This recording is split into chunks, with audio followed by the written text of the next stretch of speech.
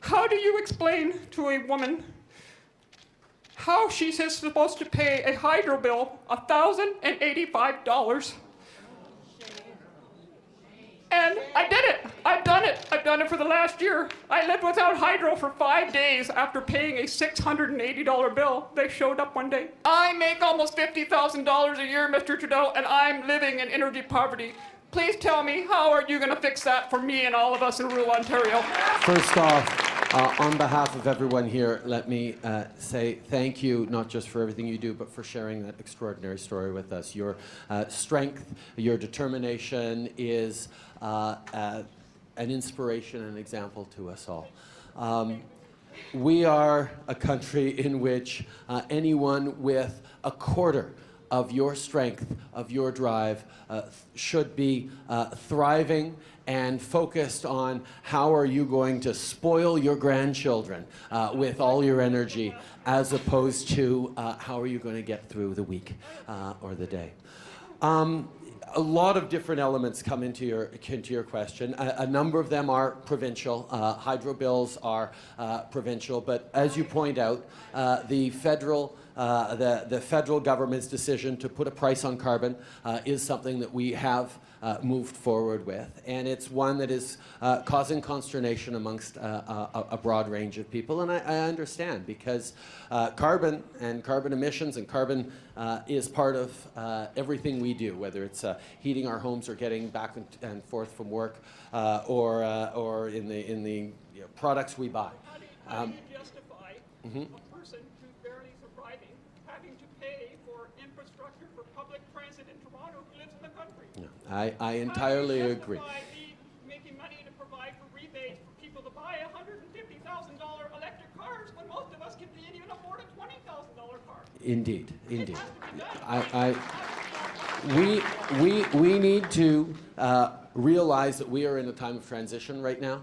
That the world is moving off of fossil fuels, and that's a good thing, and it's an important thing, because, quite frankly, the extreme weather events that are coming are going to be incredibly expensive, and not just for our communities, but for our agriculture, for people in the north, people right across the country. We are facing a challenge where we have to change behaviors, and it is important that those changes happen in a way that doesn't penalize our most vulnerable, that doesn't make it more difficult for families who are already stretched thin to succeed. And that's one of the reasons why what we're doing with the putting a price on carbon is we are leaving it up to the provinces to determine whether a carbon tax or a levy or a cap and trade system is right for them. And on the other hand, we are not taking any money outside of the jurisdictions that pay those carbon taxes. So it will be up to the government of Ontario to ensure that you are not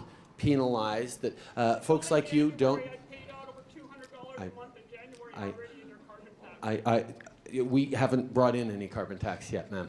It doesn't start kicking in for another few years, okay? But we were elected on a promise to grow the middle class and help those working hard to join it. The very first thing we did was we lowered taxes for the middle class. We cut your taxes by a little bit and raised them on the wealthiest 1% to make sure that everyone was doing more than their fair share if they were being successful. The next thing we did this past summer is we brought in a Canada Child benefit that gives more money to 9 out of 10 Canadian families every single month. You will have received this as of July onwards. It's tax-free. It's money that will help every month that you've, I'm sure, used towards hydro bills, groceries, a range of things. It's not the ultimate solution, but it makes a big difference in an awful lot of Canadians' families. And the reason we were able to do more for the families that need it is we stopped sending child benefit checks to the wealthiest families, because, again, we need to focus our help on the people who need the help. On infrastructure, yes, we're making investments in public transit. that are going to allow people living in urban areas to get to and from work, to be able to afford homes that they can get to work from, that will reduce our carbon emissions and our footprints, and invest in the kinds of construction jobs and design and planning jobs in the short term that will make a difference, that will benefit our entire economy. But we're also investing in roads and bridges and agricultural issues and green infrastructure and housing, rural housing, social housing, that is going to make a difference right across the country. We are facing a big challenge. We are facing a lot of big challenges. But the focus that we are taking is on making sure that as we face down these challenges, as we build greater opportunities for you, for your kids, for your grandkids, that we are being thoughtful about listening to your concerns and not making sure that we're making it harder for you, because as you've shown very, very well, you are going full out, and the government should be helping you, not hurting you. Thank you very much for sharing. Thank you.